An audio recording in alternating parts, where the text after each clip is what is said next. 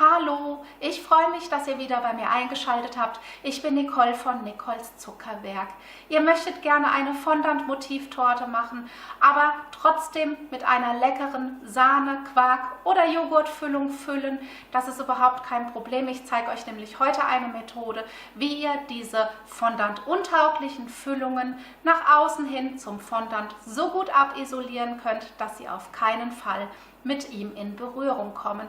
Wie ihr ja wisst, darf Fondant definitiv nur mit einer fondant-tauglichen Buttercreme in Berührung kommen, mit Marmelade oder mit einer Schokoladenganache. Alles andere ist absolut tabu, wie zum Beispiel aufgeschlagene Sahne, Füllungen mit Quark, Joghurt, Schmand, Pudding etc. Denn diese sind nämlich sehr, sehr feuchtigkeitshaltig und ihr könnt euch ja vorstellen, Fondant besteht ja zum allergrößten Teil aus Zucker und wenn dieser mit Feuchtigkeit in Berührung kommt, würde der sich auflösen und genauso ist das auch mit dem Fondant. Dieser würde sich auflösen, verflüssigen und auch von eurer Torte herunterlaufen. Deshalb dürfen ja die Torten auch nur mit Buttercreme, Marmelade oder Ganache eingestrichen werden. Nichtsdestotrotz muss man aber auf leckere Füllungen nicht verzichten und ich zeige euch heute eine weitere Methode.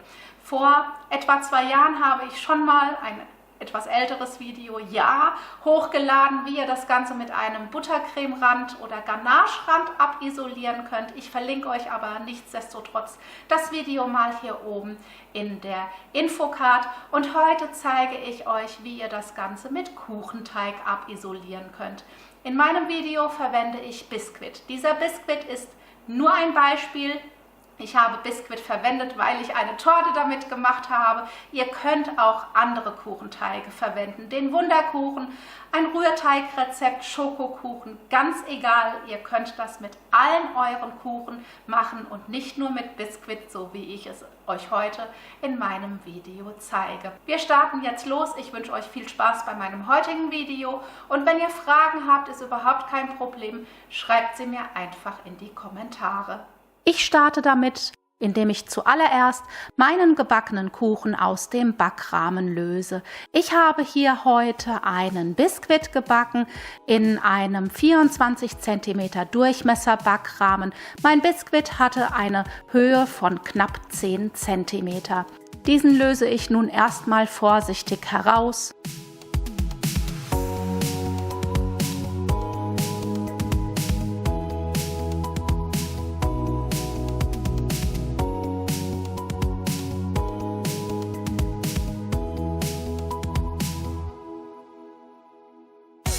Und schneide unten den Boden ab. Dieser hat eine Dicke von zwischen 2 und 3 cm.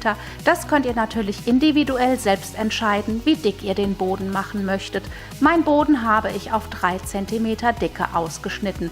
Diesen gebe ich jetzt erstmal auf die Seite. Das übrige Stück drehe ich einmal um, sodass der nicht ganz so schön gebackene Deckel unten liegt und steche die Mitte aus diesem restlichen Stück aus. Auf dieser offenen, abgeschnittenen Seite lässt sich das Ganze viel besser ausschneiden, deswegen habe ich den Biskuit rumgedreht. Zur Hilfe nehme ich einen etwas kleineren Backrahmen. Dieser sollte mindestens 4 bis 6 cm kleiner sein als euer ursprünglicher Backrahmen. Meiner hatte einen Durchmesser von 18 cm, sodass ich rechts und links einen breiten Rand von etwa 3 cm habe. Diesen Rand nehme ich nun vorsichtig ab und gebe ihn auf die Seite. Und keine Panik, wenn er euch zerbrechen sollte, ist überhaupt kein Problem. Ihr könnt ihn nachher wieder im Backrahmen auch zusammensetzen. Das übrige Stück Kuchen, was wir aus der Mitte herausgeschnitten haben, nehme ich mir nochmal und schneide mir 2 schöne Böden aus. Auch hier könnt ihr selber entscheiden, nehmt 2 oder 3 Böden, je nachdem wie viel Füllung ihr natürlich auch habt. Ich habe jetzt hier nur 2 Böden benötigt. Als nächstes nehme ich mir den zuvor abgeschnittenen Boden, dieser hat ja die komplette Größe von 24 cm, bestreiche diesen mit etwas Konfitüre und gebe einen Backrahmen drumherum. Konfitüre ist übrigens fondant-tauglich, da ich immer wieder danach gefragt werde.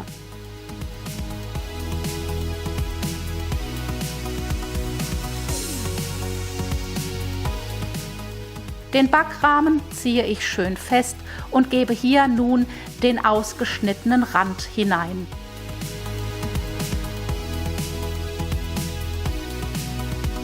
Anschließend folgt die Creme und hier könnt ihr natürlich das nehmen, was ihr gerne möchtet. In meinem Fall ist es eine sehr, sehr leckere Brombeer-Sahne-Creme, die ich zur Hälfte hier hineingebe.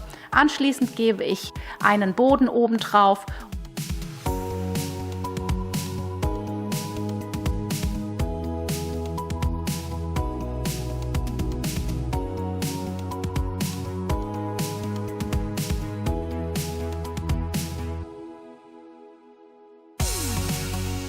Und fülle noch die restliche Creme oben drauf. Wie ich schon gesagt habe, entscheidet selbst, wie ihr das füllen möchtet, mit einem Zwischenboden, so wie ihr das jetzt hier bei mir gesehen habt, mit 2 Zwischenböden oder auch vielleicht gar kein Zwischenboden, je nachdem, wie dick ihr euren Kuchen füllen möchtet. Anschließend gebe ich den zweiten Kuchenboden oben drauf, verschließe somit meinen Kuchen und gebe den Kuchen für mindestens 4 Stunden in den Kühlschrank, so lange bis die Füllung fest geworden ist. Anschließend wird der Backrahmen gelöst und tada, schon ist die Füllung super nach außen hin abisoliert.